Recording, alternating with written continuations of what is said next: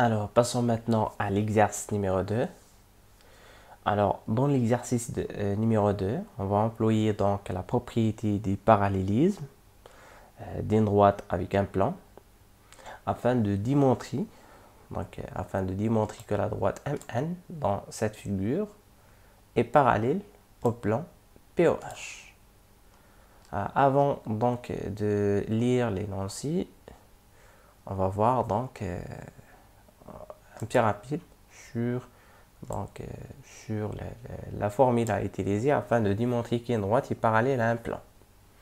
Alors, pour démontrer qu'une droite est parallèle à un plan, donc soit on vérifie que la droite est incluse dans le plan en question, ou bien on vérifie que la droite D, la droite en question, est parallèle à une autre droite qui se trouve,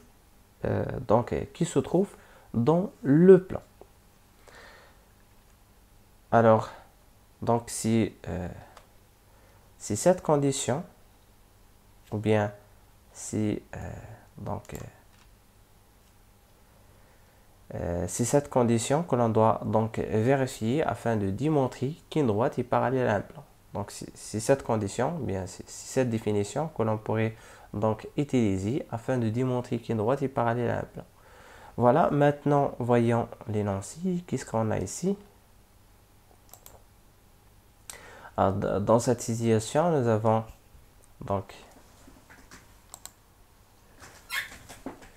nous avons ici un parallélépipède. D'abord, je vais vous définir qu'est-ce que c'est qu'un parallélépipède. Alors, un parallélépipède rectangle. N'oubliez pas, ici, nous avons un parallélépipède, mais un parallélépipède rectangle. Sachez bien qu'il y a trois types de parallélépipèdes. Soit on dit parallélépipède, c'est-à-dire un solide qui est formé par des parallélogrammes, donc par des faces qui sont des parallélogrammes, ou bien un parallélépipède droit. Donc, si on dit un parallélépipède droit, c'est-à-dire que c'est un solide qui est formé par des carrés. Toutes les faces d'un parallélépipède droit, ce sont des carrés. Ici, nous avons un parallélépipède rectangle, c'est-à-dire que toutes les faces, les 6 faces de ce parallélépipède, ce sont des rectangles. Alors ici, nous avons 6 faces. Face en haut, face en bas et les 4 faces latérales. Voilà, les 6 faces, ce sont des rectangles. Aussi pour un parallélépipède, d'après la définition, d'après la définition, voilà. D'après la définition, les parallélépipèdes, les faces opposées d'un parallélépipède rectangle, ce sont des rectangles qui sont superposables, c'est-à-dire elles ont la même dimension. Ce sont des rectangles de même dimension. C'est-à-dire ici, nous avons AB est égal à DC. Donc, parce que les deux faces ABFE et DCGH, ce sont deux faces qui sont opposées. Or, par définition, donc les faces opposées sont des rectangles de même dimension. C'est-à-dire ici, nous avons AB est égal à CD. Aussi pour AD. Donc AD est égal à BC. Les autres faces aussi. Donc ici, nous avons EH est égal à FG. Donc voilà qu'est-ce que c'est que la signification d'un parallélépipède rectangle. On va utiliser donc cette définition afin de démontrer que cette droite est parallèle au plan POH. Voilà, deuxième chose, donc ici, ils ont mentionné que M, le point M, c'est le centre d'un rectangle ou bien de la face AEFB. Donc, centre d'un quadrilatère, c'est-à-dire quoi? C'est tout simplement le le point d'intersection des deux diagonales. Alors, les deux diagonales de cette face, ABFE, donc, sont AF et BE. Alors, AF et BE, ce sont les diagonales. Ils se coupent en leur milieu. C'est-à-dire quoi? C'est-à-dire que M, ici nous avons M est le milieu de BE. Et aussi M est le milieu de AF. Et puisque ABFE est un rectangle, or, pour un rectangle, les diagonales, ce sont, donc, pour un rectangle, les diagonales ont la même longueur. Voilà, les diagonales d'un rectangle ont la même longueur. C'est-à-dire quoi? C'est-à-dire que M est le milieu à la fois de BE et aussi de AF. Et aussi, nous avons donc les quatre segments ont la même longueur. Or, pour un parallélépipède, les faces sont des rectangles et les rectangles qui sont opposés sont superposables, c'est-à-dire elles ont la même dimension. C'est-à-dire quoi? C'est-à-dire ici, nous avons ce côté égal à ce côté et le diagonale ici égale ce diagonale-là. Donc, puisque ici nous avons ce côté égal à ce côté est égal à ce côté, alors on peut dire que le diagonale ici est égal à, donc, à CH. Donc la longueur de BE est égale à la longueur de CH. Puisque BE et CH ont la même longueur et M est le milieu de BE et N est le milieu de CH, parce que tout simplement ici ils ont mentionné que N est le centre de CGHD.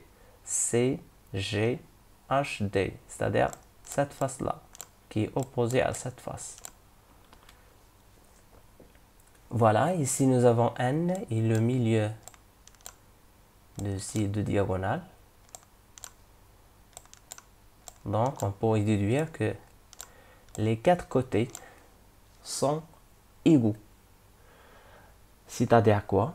C'est-à-dire, on peut vérifier donc, on peut dire que ME est égal à NH. Et si nous avons cette égalité, nous avons aussi, d'après la définition d'un parallélépipède, donc, puisque ici nous avons un rectangle, alors AB est parallèle à DC, alors les faces opposées, ce sont des rectangles qui sont parallèles, ils sont superposables, ils ont la même dimension. Alors on peut déduire que ME est parallèle aussi à NH, puisque BE est parallèle à CH, parce que ce sont deux faces qui sont superposables, elles ont la même dimension, et elles sont parallèles. Alors, ici nous avons le parallélisme de deux droites et l'égalité de deux côtés. On pourrait savoir donc la nature de ce quadrilatère. Alors ici, rappelez bien, qu'est-ce qu'on doit faire pour répondre à cette question?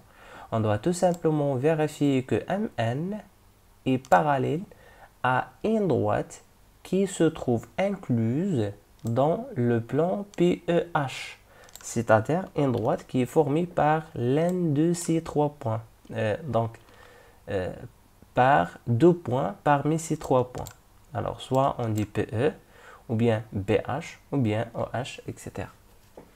Donc, maintenant, on s'intéresse à vérifier que MN est parallèle à BE, puisque BE, il est inclus dans le plan en question, le plan PEH. Voilà ce plan-là. Donc, puisque ici, on a donc vérifié que ME est égal à NH, d'après la définition d'un parallélépipède rectangle. Et aussi, nous avons donc ME aussi, il est parallèle à NH. Donc, on pourrait déduire la nature de ce quadrilatère. Alors, ce quadrilatère, c'est un parallélogramme. On peut aussi vérifier que c'est un rectangle, mais ici, on s'intéresse à démontrer que sa droite est parallèle à BE, à EH. Donc, maintenant, on s'intéresse à vérifier que MN est parallèle à EH. On va tout simplement dire que MNHE est un parallélogramme. Et puisque c'est un parallélogramme, on pourrait donc déduire que MN est parallèle à EH. Et puisque EH est incluse dans le plan PEH, on pourrait finalement déduire d'après donc cette propriété vue dans la leçon. D'après cette propriété, on peut conclure maintenant que la droite MN est parallèle au plan POH. Et voici ce qu'il faut écrire. Donc, c'est un rappel. C'est un rappel sur la signification d'un parallélépipède.